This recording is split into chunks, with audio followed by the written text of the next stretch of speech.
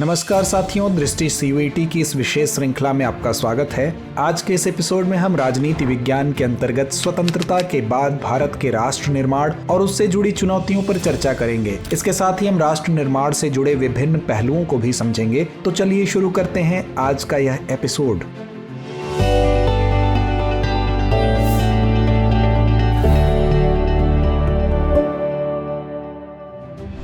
स्वतंत्रता के बाद भारत के सामने कई महत्वपूर्ण चुनौतियां थीं, जो राष्ट्र निर्माण की प्रक्रिया को कठिन बनाती थीं। इस दौर में पंडित जवाहरलाल नेहरू का दृष्टिकोण और उनकी नीतियां राष्ट्र निर्माण की दिशा में महत्वपूर्ण साबित हुईं। विभाजन की त्रासदी, शरणार्थियों का पुनर्वास, कश्मीर समस्या और राज्यों के पुनर्गठन जैसे मुद्दे नेहरू सरकार के सामने सबसे बड़ी चुनौतियां थीं। तो आइए अब एक नजर डालते हैं विभाजन की विरासत और शरणार्थियों के पुनर्वास पर। 1947 में भारत का विभाजन न केवल एक राजनीतिक निर्णय था, बल्कि इसके सामाजिक और आर्थिक प्रभाव भी गहरे थे। विभाजन के बाद लाखों लोग पाकिस्तान से भारत आए और बड़ी संख्या में हिंदू और सिख शरणार्थियों का पुनर्वास एक महत्वपूर्ण मुद्दा बन गया।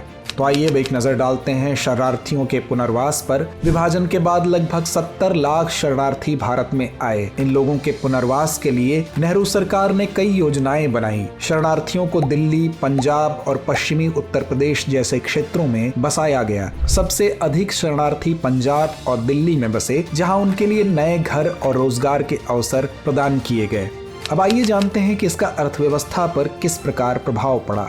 बड़ी संख्या में शरणार्थियों का आगमन देश की अर्थव्यवस्था पर बोझ था। सरकार ने इनके लिए नए औद्योगिक क्षेत्रों का विकास किया ताकि उन्हें रोजगार मिल सके। उदाहरण के लिए फरीदाबाद जैसे शहरों का निर्माण हुआ, जहां बड़ी संख्या में शरणार्थियों को बसाया गया। अब आइए नजर डालते हैं कश्मीर समस्या पर। कश्मीर का मुद्दा भारत की आजादी के समय से ही एक संवेदनशील विषय रहा है। जब भारत आजाद हुआ तो जम्मू कश्मीर के राजा हरि सिंह ने अपनी रियासत को भारत या पाकिस्तान में शामिल करने का फैसला तुरंत नहीं लिया। तो आइए नजर डालते हैं कश्मीर के विलय पर। अक्टूबर 1947 में पाकिस्तान समर्थित कबायलियों ने कश्मीर पर हमला कर दिया, जिससे महाराजा हरि सिंह ने भारत से मदद की गुहार लगाई। इसके बदले उन्होंने कश्मीर के भारत में विलय पर हस्ताक्षर किए। इसके बाद भारतीय सेना ने कश्मीर में पाकिस्तान समर्थित हमलावरों को खदेड़ दिया, लेकिन समस्या पूरी तरह से हल नहीं हुई।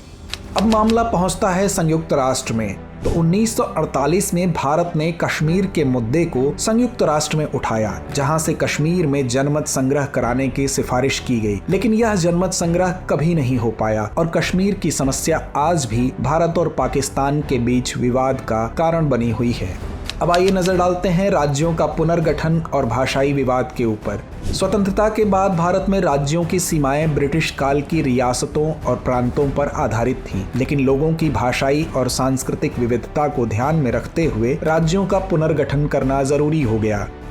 आइए नजर डालते हैं आंध्र प्रदेश के गठन पर। सबसे पहले तेलुगु भाषी लोगों ने अपने अलग राज्य की मांग की। इसके बाद 1953 में आंध्र प्रदेश भारत का पहला भाषाई आधार पर बना राज्य बना। तेलुगु भाषी नेता पोट्टी श्रीरामुलु की भूख हड़ताल के बाद आंध्र प्रदेश का गठन किया गया। आइए अब जानते हैं राज्य पुनर्गठन आयोग के बारे में। तो भाषाई आधार पर राज्यों के पुनर्गठन के लिए नेहरू सरकार ने 1956 में राज्य पुनर्गठन आयोग का गठन किया। इस आयोग की सिफारिशों पर कई नए राज्यों का गठन हुआ और राज्यों की सीमाएं भाषाई आधार पर तय की गईं।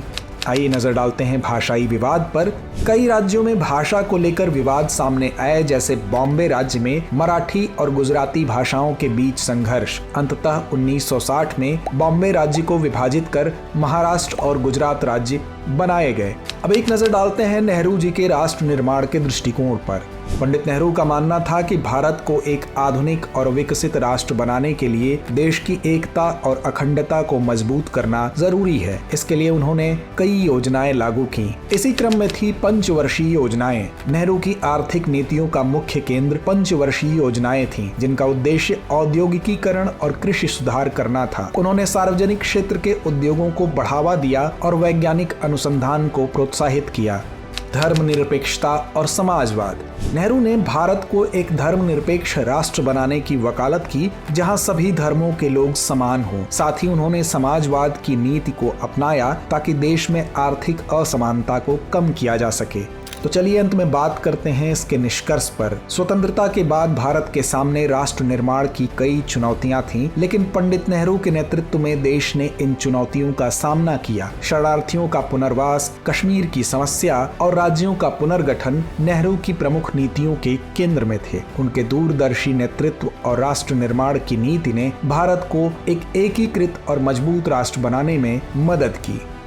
तो आइए अंत में नोट करते हैं आज का अभ्यास प्रश्न। भारत का पहला भाषाई आधार पर बनने वाला राज्य कौन सा है? विकल्प ए गुजरात, विकल्प बी आंध्र प्रदेश, विकल्प सी तमिलनाडु या विकल्प डी केरल। तो इस प्रश्न का जवाब कमेंट बॉक्स में देना ना भूलें। धन्यवाद।